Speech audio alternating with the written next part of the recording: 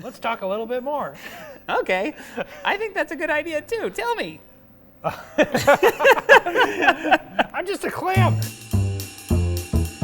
Hi, it's Jake, your friend from Widmer Brothers. I'm here with Lyf from Flying Fish Co. He's going to help us make an incredible recipe today with Widmer Brothers Hefe. Take it away, Lyf. Well, thanks for having me. It's going to be something that's really simple for anybody to be able to make at home. Really doesn't take that long. You're using great ingredients, and we're going to talk a little bit about those during the recipe. So let's get started. First thing we're going to do is we're going to prep our shallot. Shallot is one of those ingredients that a lot of people don't really buy much at the grocery store, but it's actually a really useful ingredient. Cut one side off so you got a nice flat shallot there to sit on.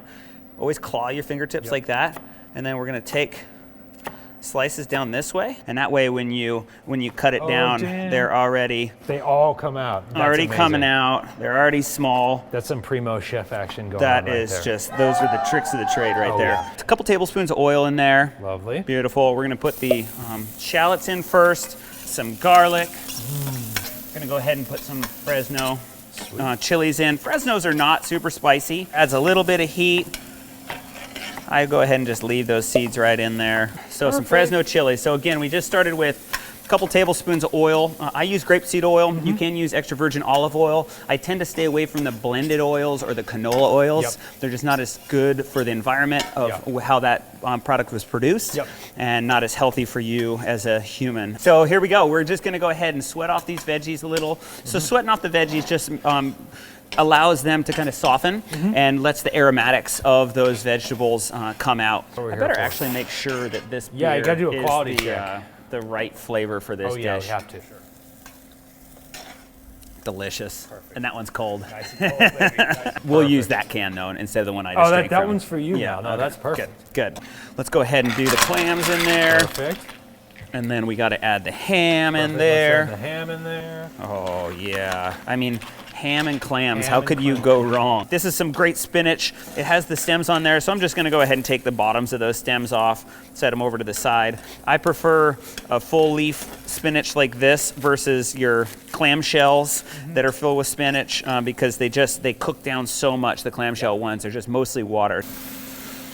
We did the Fresnos in there, so we're looking pretty good. So do about 8 ounces of beer. Yes. Oh, delicious. Can you see that flavor? That's good. That's good. Yeah. Perfect. And then let's go ahead and turn that up all the way to full bore. Full whack. Put the lid on. So these Manila clams are raised up in the Puget Sound. They're super sustainable. They help to really clean the water. They're taking nutrients out of the water. Humans, unfortunately, we add a lot of nutrients to the water. So clams are a good way to be able to pull those back out. They're great for the environment. They're great for us. And they taste really good. It tastes great. What a concept. One thing you want to take note of, after you bring your clams home from the store, make sure that wherever you buy them, that they're not selling you open clams. So you want to take your clams home, rinse them in cold water, and then pull out any of them that are open like this. So you don't want them talking to you. Goodbye, Mr. Clam. Yeah. If you find me at the store, don't eat me. Or if they're cracked, then just go ahead and ditch those too. You only want to cook clams that are nice and closed. Let's take a look at that and see how we're at. So we're the goal here. Oh, that's looking pretty good. So it's nice and steamy. It's bubbling away. We got the temperature up. It's looking pretty good. I think that we need to. Well, how about let's cheers to that? Cheers to that. Yeah, let's go. Right on. Speaking of that, it's butter time, right? Man, I almost forgot to put the butter in. And butter is an essential part of the equation for most things in life. And so now I took the lid off because now what we're doing is we kind of steamed them for a couple minutes there with the lid on. The ham was already pre-cooked, smoked for 2 days or whatever they smoke that ham for. It's delicious stuff. But now we're just reducing this liquid that's in there. We added about 8 ounces of the Widmer Hefeweizen. Now we're just kind of letting it steam. Although some of these are opened up already and most of them are fully opening up. We're still gonna let that cook for another minute or so. You get that smell-o-vision. And so you've got the brine from the clams themselves. Just imagine if you figured out a technology where you could smell through the TV. I mean, that's the goal, right? That's what we've always wanted is smell-o-vision. Smell-o-vision. So we've got spinach, we've got clams, we've got chilies, we've got garlic, we've got shallot. I mean, You can't go wrong with this. We're pretty much there. Bubbling away. We've got it on pretty high heat still, reducing that liquid. And at this point, I think we're gonna be Time to serve it.